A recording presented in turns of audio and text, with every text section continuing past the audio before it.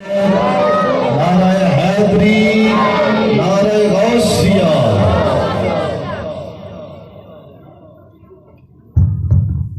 اعوذ باللہ من الشیطان الرجیم، بسم اللہ الرحمن الرحیم۔ معزز سامعین و حاضرین، السلام علیکم ورحمۃ اللہ وبرکاتہ۔ تمام احباب محبت اور ذوق کے ساتھ کریم کائنات کی پاک بارگاہ میں ہدیہ درود و سلام پیش کریں۔ کوئی بھی زبان خاموش نہ رہے، پوری توجہ کے ساتھ سماعت کیجیے گا، مل کے درود شریف کا نذرانہ پیش کریں۔ صلی اللہ علیہ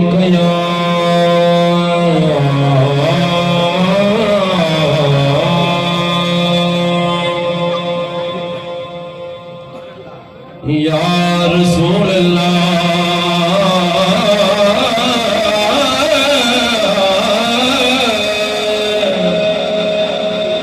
وسلم علیک یا حبیب اللہ۔ مل کے آواز بلند پڑھو، صلی اللہ علیک یا رسول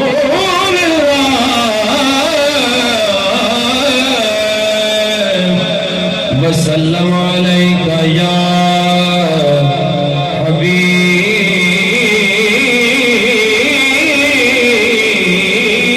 اللہ۔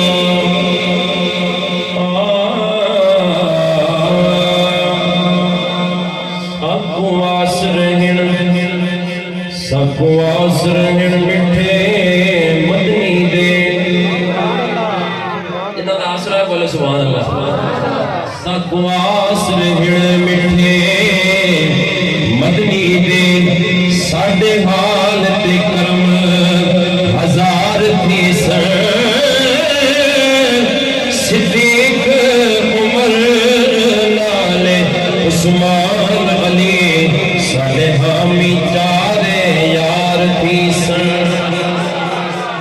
صدیق عمر عثمان علی، ساڑھے حامی چارے یار تھی سر۔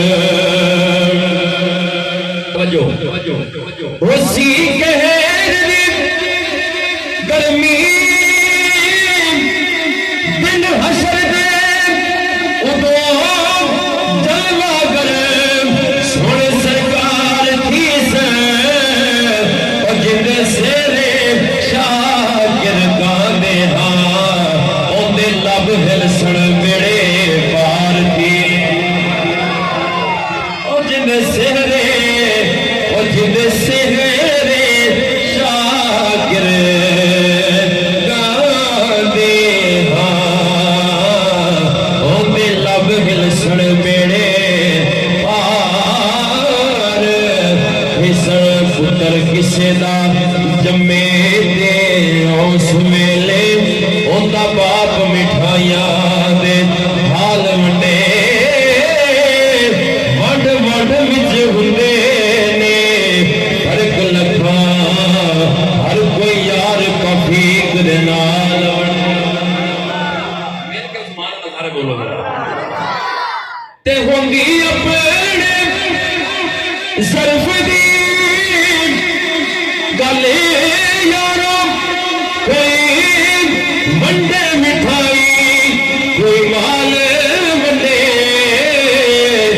آمد ہوئی حضور دے جد ناصر، اللہ پاک نے مائیاں نلال ونڈے، آمد ہوئی حضور دے جد ناصر،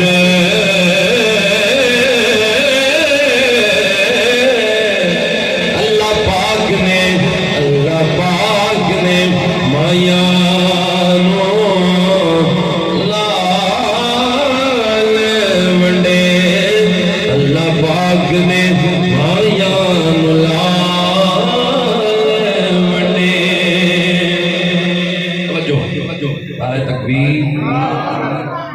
نعرہ رسالت، صاحب سنتے ہیں محبت سے استقبال کیجئے۔ نعرہ تکبیر، نعرہ رسالت، نعرہ رسالت، نعرہ رسالت۔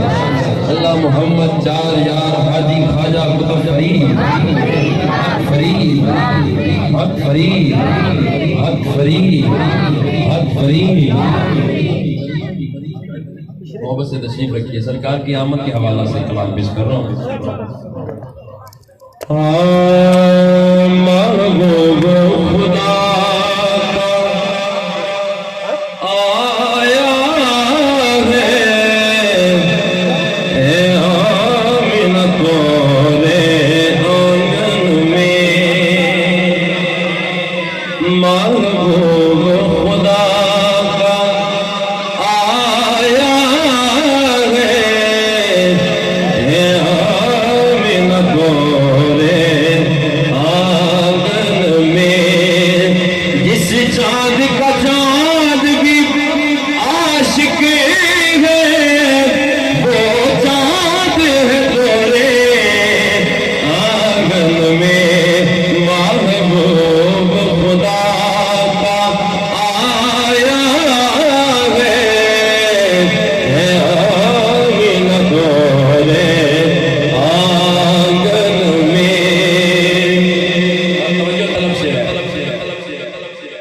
سرکار کو تکبیر رہتی تھی تک تک کہ حلیمہ کہتی تھی. سرکار کو تکبیر رہتی تھی تک تک کہ حلیمہ کہتی تھی. کون بچپن نے موہ لوٹ لیا کون بچپن نے موہ لوٹ لیا کیا حال کرو گے جوبن میں. کون بچپن نے موہ لوٹ لیا کیا حال کرو گے جوبن میں. کیا آنکھیں ہیں کیا چہرہ ہے کیا زلف کا مکھ پہ سہرا ہے. سرکار کے حسن کی بات کر رہا ہوں محمد صلی اللہ علیہ وسلم. سبحان اللہ. کیا آنکھیں ہیں کیا چہرہ ہے کیا زلف کا مکھ پہ سہرا ہے. لا ریب ہے یہ بے عیب ہے یہ لا ریب ہے یہ بے عیب ہے یہ کوئی نقص نہیں اس ساجن میں. کیا خوب سجن دیاں اکھیاں نے او جویں بھر کے سرائیاں رکھیاں نے. تو وجہ او میرا یار نہیں دکھا جنوں ویکھ کے چن شرماوے جدوں رکھے ہاتھ وچ کھلا دے ہاتھ کھلا تو ود جاوے. علم خدا نے انعام دتا او جڑا اکھلاں وچ نہ آوے عقل خدا نے اینی دتی او جڑی علماں وچ نہ آوے. آدم ایڈا سونا مانگے او سب کدرے نظر نہ آوے. محبوب خدا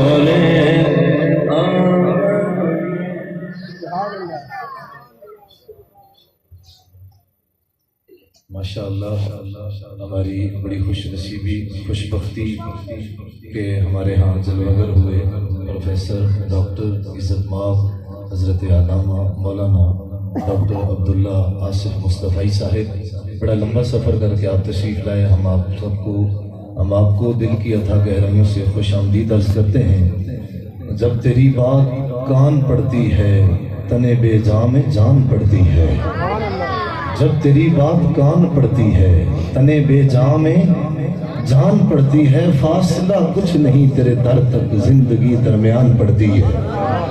ان کی باتوں میں تھی ہائے کیا موہنی، ان کی باتوں میں تھی ہائے کیا موہنی، باتوں باتوں میں کتنوں کی جان گئی نا، تم ہو نور خدا میں پہچان گئی نا۔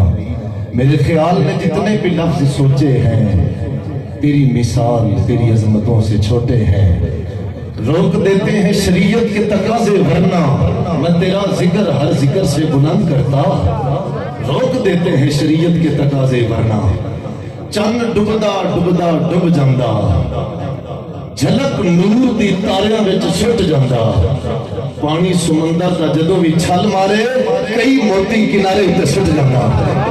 ہماری جھولیوں میں عشق رسول کے موتی، دین رسول پاک صلی اللہ علیہ وآلہ وسلم کے ہیرے عطا فرمانے کے لیے ہمارے سامنے جلوہ گر عظیم شخصیت، ہمارے سامنے جلوہ گر عظیم مہمان، اور یہ مہمان نہیں رونق محفل ہیں، یہ مہمان نہیں یہ رونق محفل ہیں، مدتوں یاد رکھو گے کہ کوئی آیا تھا۔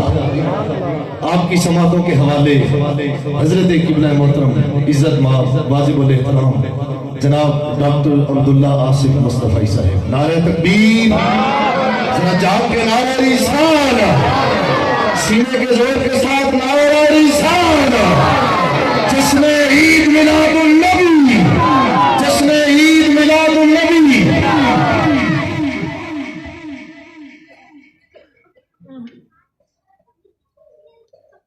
الحمدللہ رب العالمین والصلاة والسلام علی سید الانبیاء والمرسلین۔ قال اللہ تعالی وتبارک فی القرآن المجید والفرقان الحمید، لقد کان لکم فی رسول اللہ اسوۃ حسنہ، صدق اللہ العظیم۔ اللہم صلی علی سیدنا و مولانا محمد وعلی آل سیدنا و مولانا محمد مبارک وسلم۔ حمد و صلاۃ کے بعد عزتوں کی مسند پر جلوہ فراز عالی مرتبت عظیم وقار محترم محتشم علماء کرام اور واجب الاحترام ذوی الاحتشام برادران اسلام، السلام علیکم ورحمۃ اللہ۔ اس کے ایکو آف کر دیں، یہ جو آواز دو بار آتی ہے نا، ایک ساتھ ہی آواز ہو جائے۔ اللہ آپ کو سلامت رکھے، جزاک اللہ۔ یقیناً حضور علیہ السلام کا ذکر اہل ایمان کے لیے باعث تسکین ہے۔ جب کسی کے یہ سنگل نہیں ہوئی نا، جب کسی کے سنگل تو نہیں ہوئی، جب کسی کے میں چپ کر دیتا یا دو تین بار آتی سنگل کا مطلب ایک، جب کسی کے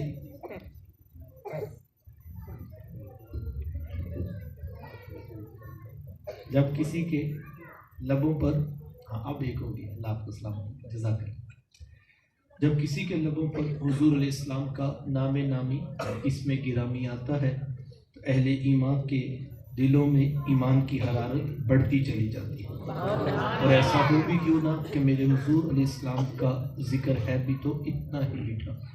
میرے استاد مکرم فرمایا کرتے ہیں کہ بیٹا اگر تم ساری دنیا کے شہد اکٹھے کر کے نچوڑ دو، اتنا رس پیدا نہیں ہوگا جتنا ایک بار محمد کہنے سے پیدا ہوگا، صلی اللہ علیہ وآلہ وسلم۔ تو یہ میری اور آپ کی خوش بختی ہے، یہ میری اور آپ کی فیروز بختی ہے کہ اللہ نے مجھے اور آپ کو حضور علیہ السلام کے ذکر کی توفیقات عطا کی ہیں۔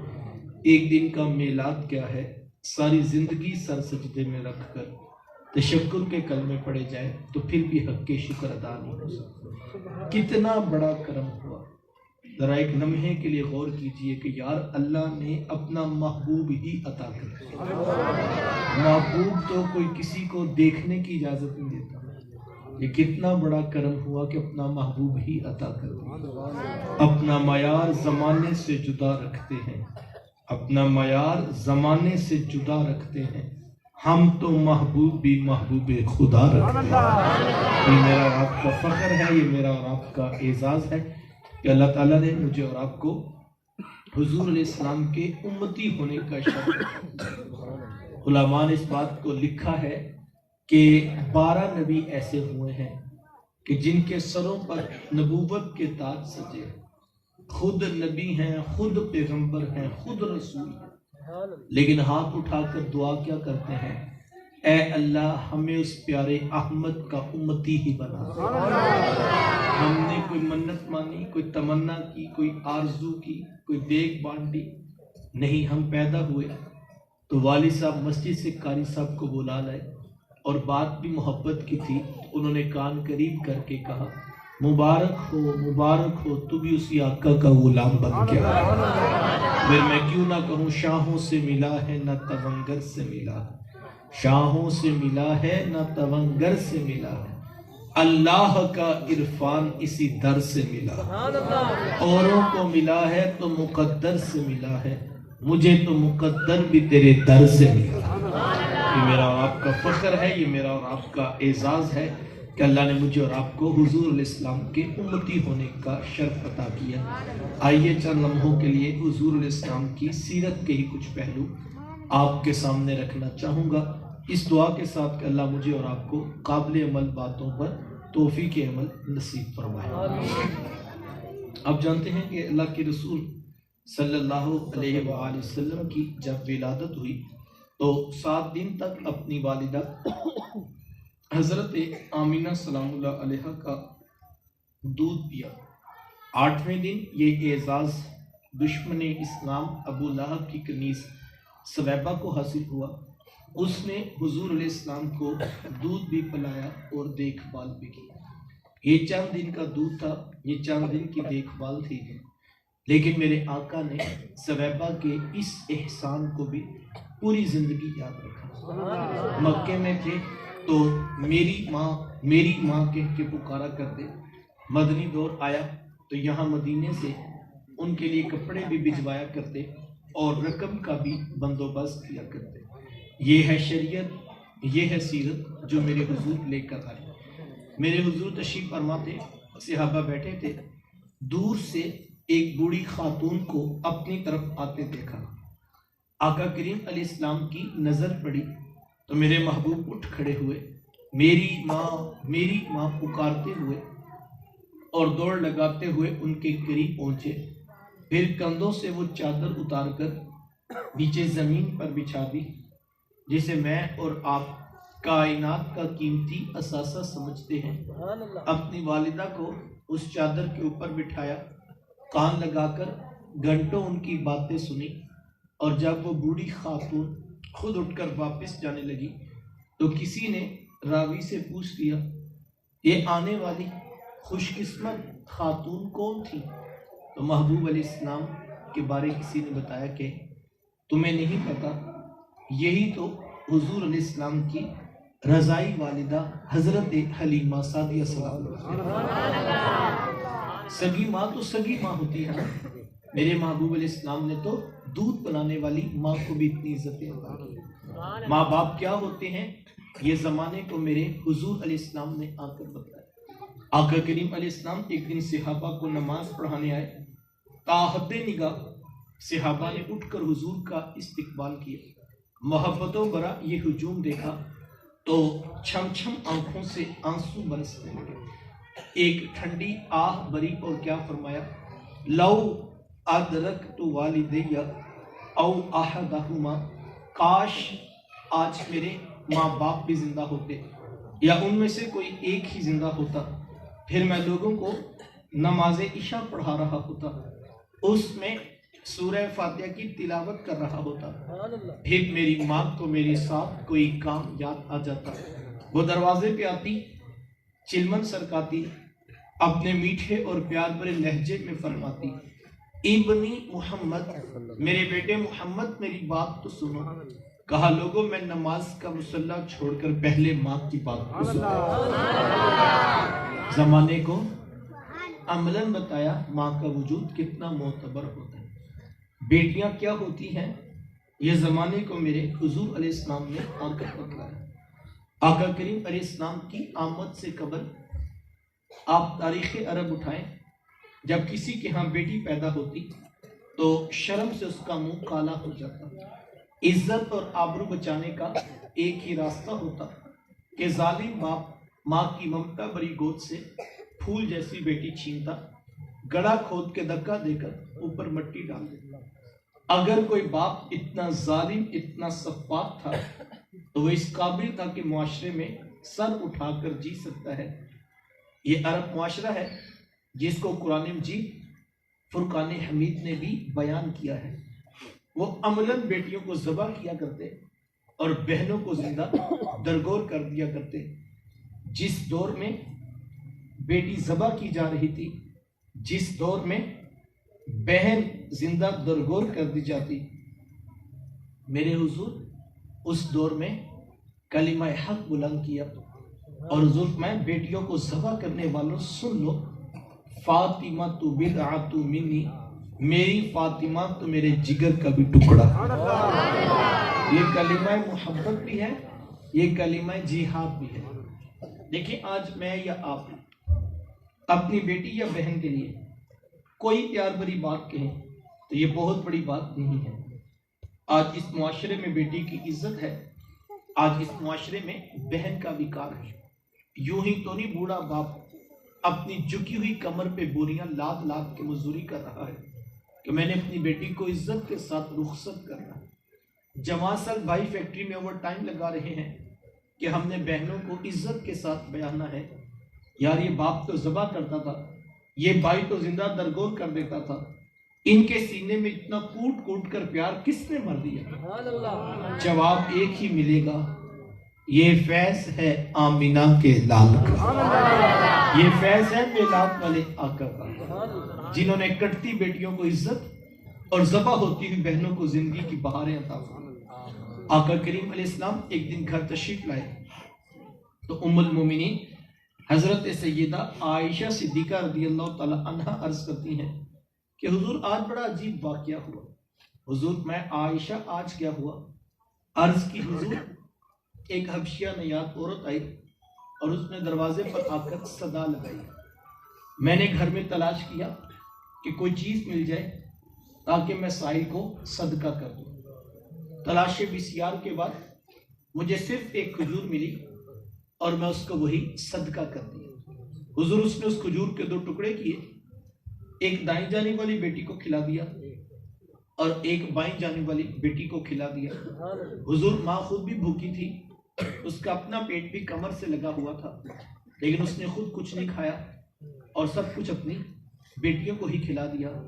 یہ کہتے کہتے ام المومنین آپ دیدہ ہو گئی، آنکھوں میں آنسو آ گئے۔ تو حضور میں سنو عائشہ، اگر کل قیامت کے دن ان بچیوں کی ماں کو جہنم میں جانے کا حکم ہو گیا تو یہی بیٹیاں درمیان میں آڑ بن کے کھڑی ہو جائیں گی کہ مالک ہم تو اپنی ماں کو جہنم میں نہیں جانے دیں گے، اللہ ان بچیوں کی سفارش قبول کر کے ان کی ماں کو جنت عطا کرے گا۔ کہاں بیٹیاں باعث شرم و ننگوار سمجھی جاتی تھی، کہاں بیٹیاں ہی دخول جنت کا سبب قرار پائیں۔ خود فرمایا جس کو اللہ نے 2 بیٹیاں یا 2 بہنیں عطا کی، پھر اس نے ان کی پرورش کی، ان کی تربیت کی، یہاں تک کہ ان کا نکاح کر دیا اور پھر پیچھے سے بھی اس نے خیر خبر رکھی، تو میرے حضور فرماتے ہیں اتنا خوش قسمت شخص ہے، کل قیامت کے دن میری اتنے قریب ہوگا جتنی یہ 2 انگلیاں آپس میں قریب۔ یہ اعزاز، یہ تکریم کس کو ملے گی؟ جس نے بیٹیوں سے وفا کی ہوگی۔ بہنیں کیا ہوتی ہیں یہ زمانے کو میرے حضور علیہ السلام نے آ کر بتلا۔ آپ جانتے ہیں آقا کریم علیہ السلام کی نہ کوئی سگی بہن تھی اور نہ کوئی سگا بھائی۔ میرے حضور در یتیم ہیں، سینہ صدف میں اکیلے پرورش پانے والے موتی کو दुर्र यतीम कहा जाता है। हुजूर बतन आमना में अकेले परवरिश पाई है, लेकिन जब रज़ाक का शर्फ अता करते हुए मेरे हुजूर हज़रत हलीमा सादिया सलामुल्लाह अलैहा के हम तशरीफ़ ले गए, तो आप जानते हैं कि उनकी एक बेटी थी जिनका नाम शीमा या शैमा बताया जाता है। वो रिश्ते में हुजूर अलैहिस्सलाम की रज़ाई बहन लगती थी। कबीला बनु साद के रवाज के मुताबिक शाम को जब माएँ खाना पकाने लगती तो बहनें अपने भाई गोद में उठाकर बाहर खुले मैदान में आ जाती। हर बहन की गोद में उसका भाई होता और वो अपने भाई के हुस्न के कसीदे पढ़ रही होती। अगर किसी के भाई का रंग काला होता तो वो कहती रंग काला है तो क्या हुआ, मेरे भाई के नकुश देखो कितने खूबसूरत है, इसकी उठी हुई नाक, इसकी झील जैसी खूबसूरत आंखें तो देखो कितनी प्यारी। तो वो नकुश को मयार हुस्न करार देती। और अगर किसी के भाई का रंग गोरा चिटा होता तो वो कहती जनाब रंग नहीं तो कुछ नहीं, हुस्न तो होते सारा रंगत में है, मेरे भाई का रंग देखो कितना गोरा चिटा है। तो ये बहस मुबाहसा चल रहा होता और कोई बहन भी हार मानने को तैयार न होती। इतने में एक सिमत से हजरत शीमा अपना वीर मोहम्मद उठा के ले और कहती जरा मेरे वीर का मुकाबला भी तो करो ना। वो कहती नहीं नहीं शीमा, तेरे वीर का मुकाबला तो नहीं ना, तेरा तो सारों का ही सरदार लगता है। वो तो कहता हजरत शीमा का सर फख्र से बुलंद हो जाता और वो हुजूर इस्लाम को सीने से चमटा लेती और दुआ देती रब्बाना अब किलाना मुहम्मदा, शाला मेरे वीर मोहम्मद को नजर न रखे।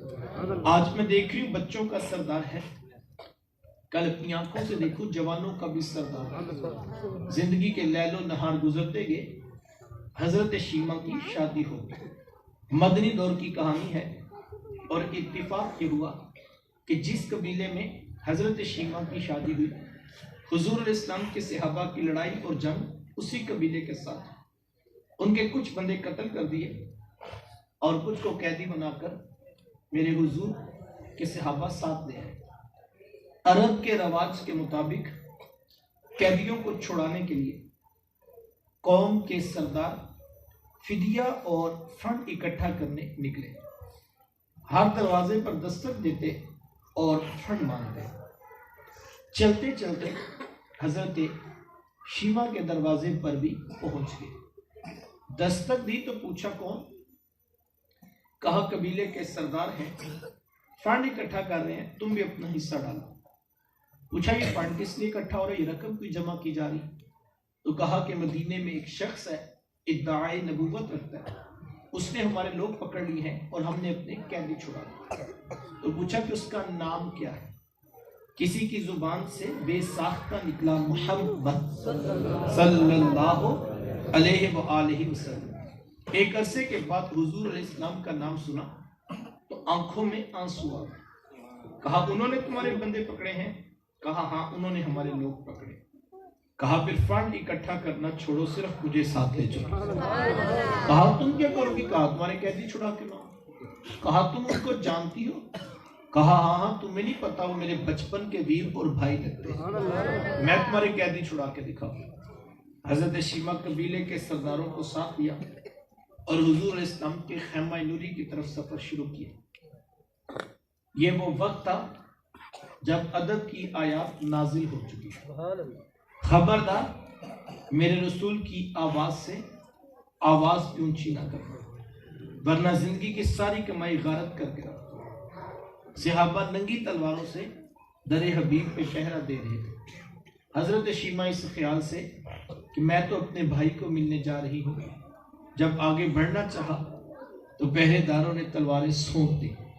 रुक जा देहाती औरत, जानती नहीं आगे कूचा है रसूल, आगे तो बगैर इजाजत जिब्रील नहीं जा सकते। तो रिवायत में आता है जब रास्ता रोक दिया तलवारें सौंप दी गई। हजरत शीमा ने यूं हाथ से तलवार को झटक के कहा खल्लू सबीली वालमू अना उख्तु नबी। कहा मेरी राहें छोड़ दो, जानते नहीं मैं तुम्हारे नबी की बाजी और बहन लगती। ये आवाज कानों में आई। सहाबा की आंखों पर पलकों की चिलमने आ गई, निगाहें नीची कर ली, तलवारें पीछे हटा ली। حضرت شیما پورے پروٹوکول سے حضور علیہ السلام کی خیمہ نوری میں داخل ہوئی. میرے حضور جب دور سے بہن کو آتے دیکھا، حضور اٹھ کر استقبال کیا، مرحبا خوش آمدید پیش کرتے ہوئے فرمایا، میری بہن آج کدھر کو آنا ہوا؟ عرض کی حضور آپ کے بندوں نے ہمارے کچھ لوگ پکڑ لیے ہیں، میں ان قیدیوں کو چھڑانے کے لیے آئی ہوں. سنو بھائیو، اللہ کے رسول نے کیا ارشاد فرمایا. حضور میں میری بہن تو نے آنے کی زحمت کیوں گوارا کی؟ تو گھر بیٹھے بھی پیغام بھیج دیتی، میں محمد تیرے کہنے پہ ہی ساروں کو چھوڑ دیتا. زمانے کو عملاً بتایا دروازے پر بہن کا آنا کتنا معتبر ہوتا ہے کہ چند جوڑے، کچھ گھوڑے، بہت سارا ساز و سامان، اور میرے حضور خود بہن کو چھوڑنے کے لیے دروازے تک تشریف لے آئے. صحابہ نگاہیں نیچی کیے، محبوب علیہ السلام کے ادب میں کھڑے تھے کہ حضور میں صحابہ، میں جب بھی قیدی چھوڑا کرتا ہوں پہلے تم سے مشورہ کیا کرتا ہوں. آج پہلا موقع ہے، میں قیدی بھی چھوڑ رہا ہوں اور میں نے مشورہ بھی نہیں کیا ہے. عرض کی اے بندہ نواز، آپ مالک کل کائنات ہیں، آپ جو چاہیں کریں. ہم کون ہوتے ہیں بھلا درمیان میں مشورہ دینے والے؟ لیکن حضور جی اتنا تو بتائیے، آج کوئی خاص بات تھی کہ آپ نے مشورہ بھی ضروری نہیں سمجھا؟ حضور میں صحابہ، آج میرے دروازے پر میری بہن آ گئی تھی، اور جب بہنیں دروازے پہ آ جائیں اللہ کے رسول انہیں خالی نہیں موڑا کرتے. زمانے کو عملاً بہن کا رشتہ میرے محبوب علیہ السلام کی دہلیز سے ملا. توجہ چاہوں گا، وقت سمٹ رہا ہے. جس دور پہ بیٹی ذبح کی جا رہی تھی، جس دور پہ بہن زندہ درگور کر دی جاتی، جس دور پہ ماں جیسا رشتہ بھی منڈیوں اور بازاروں میں بک جاتا تھا، اس دور میں بیوی کی کیا حیثیت ہو. جبکہ آج کے اس تہذیب یافتہ دور پہ بھی کچھ لوگ بیوی کو پاؤں کا جوتا خیال کرتے ہیں. یہ زمانہ جاہلیت کی بات ہے. آقا کریم علیہ السلام نے ازواج مطہرات کے ساتھ جو حسن سلوک کی داستانیں رقم کی ہیں، زمانہ ان کی مثال نہیں لا سکتا. کسی کو میرے حضور عمیرہ کہہ کے پکارتے ہیں، کسی کے لیے بکری کا بچہ ذبح کرتے ہیں اور گوشت کے مختلف ٹکڑے ان کی سہیلیوں کے ہاں بیچتے ہیں. حضور کثرت کے ساتھ حضرت خدیجہ الکبریٰ رضی اللہ تعالیٰ عنہ کا ذکر کیا گیا. حضرت سیدہ عائشہ صدیقہ رضی اللہ تعالیٰ عنہ فرماتی ہیں کہ میرا جو ان سے رشتہ تھا، ایک دن میری زبان سے بے ساختہ نکل گیا کہ حضور اللہ نے آپ کو بہتر ازواج عطا کر دی اور آپ ابھی تک اس بڑی عورت کا ذکر نہیں بھولے.